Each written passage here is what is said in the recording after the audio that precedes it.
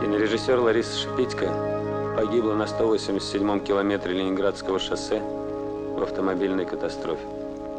Она погибла вместе со своими товарищами, оператором Володей Чухновым, художником Юрой Фоменко и еще 3 членами съемочной группы.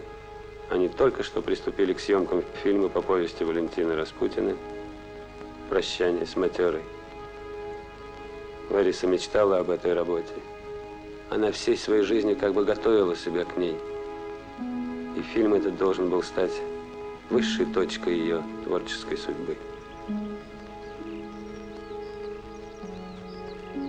Лариса Ефимовна выбрала меня на роль Дарьи в своем последнем фильме «Матера». Встреча с нею для меня была чудом. И я, конечно, счастлива, что я прикоснулась к этому чуду. Мотор! Дарья, ты что там?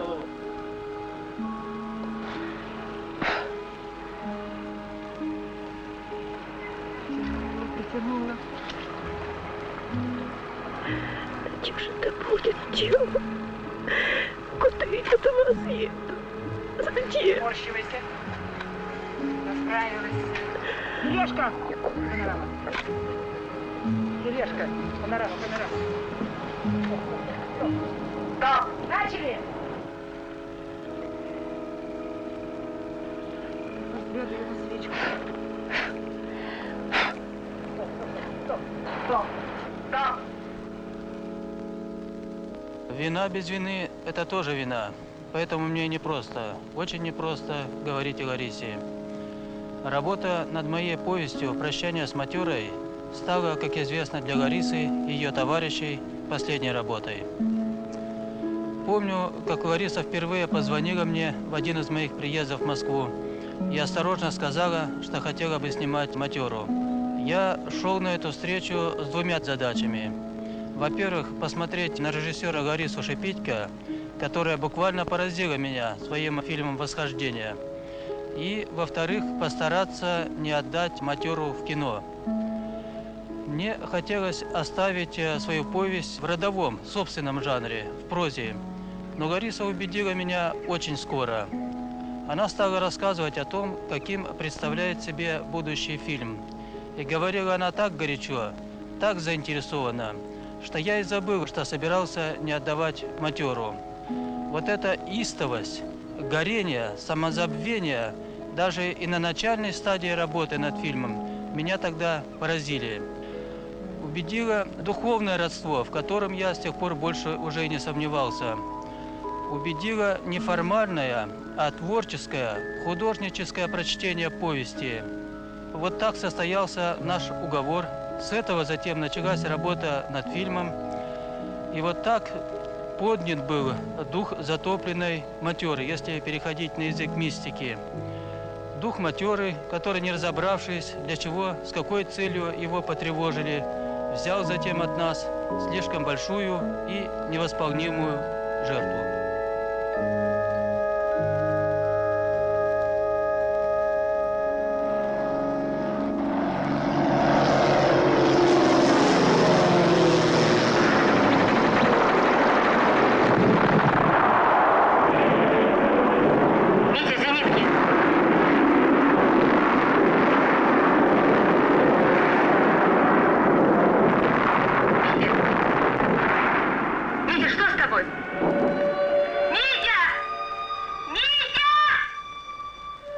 «Крылья» – фильм о людях, опаленных войной, о незаживающих ранах памяти, о невыносимости бескрылого существования.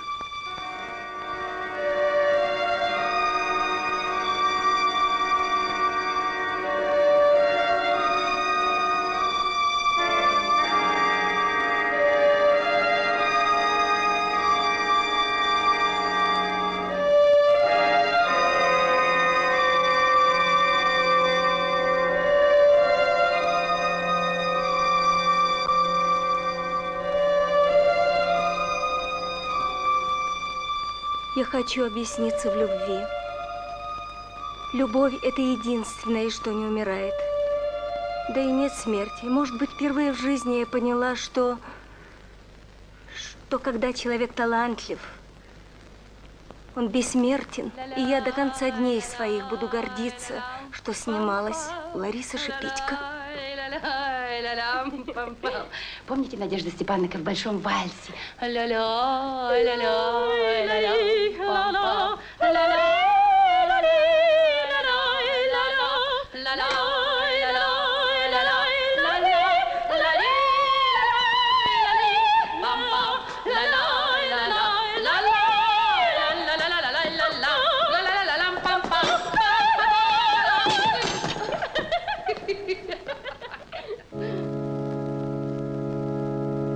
Я даю вам слово, что ничего, ни одного кадра в моем фильме, ни в одном, нет от меня, ни от женщин. Я никогда не занималась копиизмом, никогда не старалась подражать мужчинам.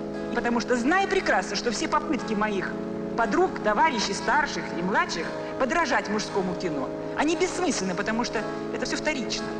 Но я сразу же отделяю дамское кино и мужское кино, потому что нет кино женского и мужского. Есть дамское и есть мужское. Так вот, дамским рукоделием, сентиментальным, прекраснейшим образом занимается и мужчина. А женщина, как половина человеческого начала, она может сказать миру, поведать о поразительных вещах. Ни один мужчина не в состоянии так интуитивно угадать некие явления в психике человека, в природе, как это делает женщина.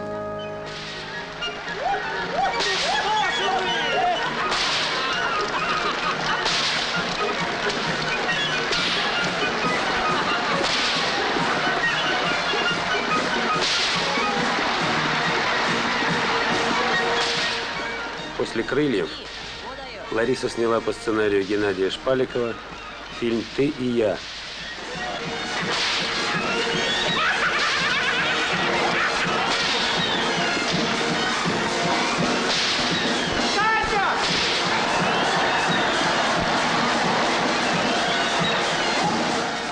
В этой работе Лариса вплотную приблизилась к главной теме своего творчества – теме беспощадного суда над самим собой, высокой ответственности каждого из нас за все содеянное в жизни.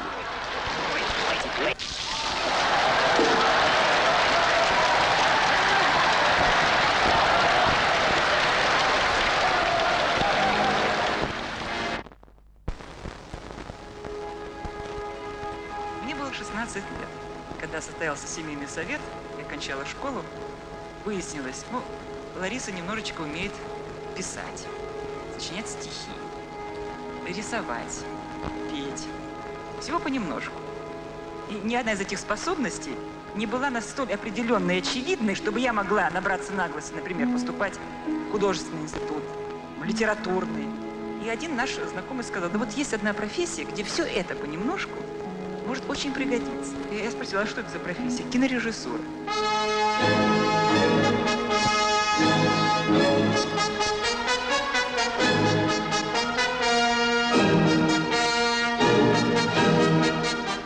Я была типичным эмбрионом. И, видимо, на мне решил Александр Петрович Довженко, наш мастер, просто проследить эволюцию человечества. К сожалению, мои университеты под его руководством были очень кратковременны. Через 1,5 года он умер. В его лице мы столкнулись с величайшим гуманистом. Наверное, вот такие были люди в эпоху Возрождения. Но самое главное, он был гражданским, абсолютным максималистом. И вы знаете, что прожить все свои 60 лет согласно своей совести, не поступиться ничем, ни одним своим постулатом нравственным, моральным. Всегда говорить людям в глаза правду было очень трудно и непросто. И, конечно, никакой фальши, ни о каком компромиссе, ни о каком делячестве, ремесленничестве не могло быть речи. Я не знаю, как бы я смотрела ему в глаза сейчас. Потому что, когда уже сама стала самостоятельным взрослым человеком, я почувствовала, как сложно в жизни следовать этим заветам. Ну, хорошо их провозгласить, а каково жить вот так каждый день? Потому что каждый день, каждая наша секунда подсказывает нам житейскую необходимость пойти на какой-то компромисс, лавировать, ну, смолчать, ну, пойти на уступку временную, чтобы потом наверстать. Казалось бы, ну, что это? Это же просто есть гибкость жизни. Она требует, она заставляет нас, не мы одни, в конце концов. А выяснилось, если в жизни нам кажется, что мы можем на 5 секунд схитрить, а потом свое возьмем, то в искусстве это наказывается самым жестоким, необратимым образом. Нельзя снять сегодня вот картину так ради денег. Вы знаете, ну вот я так вот проходную сделаю картиночку, ну вот здесь я ими уступлю, вот здесь я что-то такое вот скажу, чего хотят, а здесь я этим постараюсь угодить, а здесь я вот это обойду, здесь я полуправду скажу, а там я вообще об этом умолчу. А вот в следующем фильме я вот наверстаю, я вот все, что хочу, по полной мере, как человек творческий, как художник, как гражданин, я все скажу. Ложь. Невозможно. Бессмысленно обманывать себя этой иллюзией. Один раз оступился, второй раз на ту же дорогу праведную не станешь. Забудешь путь туда. Потому что, как выяснилось, второй раз войти в одну и ту же реку не дано.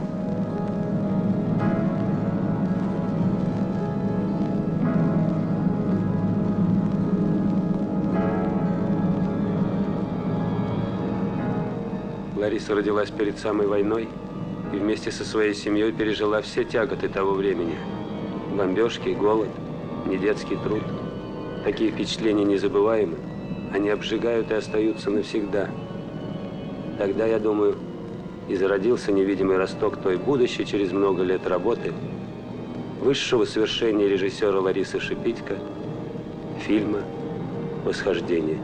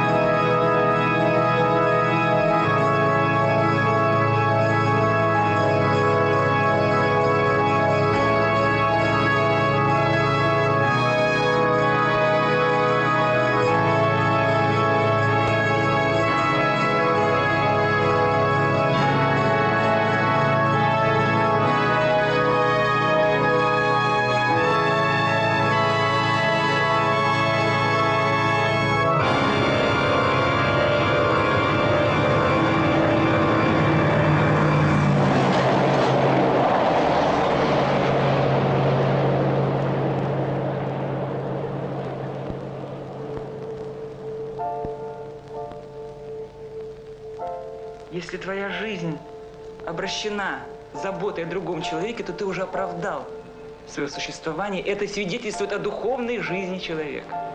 Это богатство есть достояние не твое личное, а общественное. Если ты живешь жизнью людей, есть вещи святые для каждого из нас.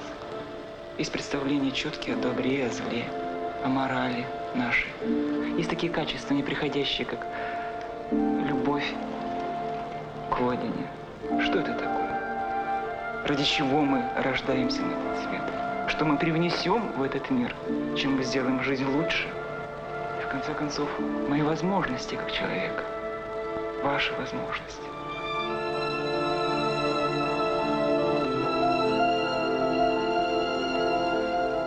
Вы видите самый последний, снятый Ларисой кадр. Вечное дерево. Символ необоримости и достоинства. Символ веры в бесконечное продолжение того, имя чему – жизнь.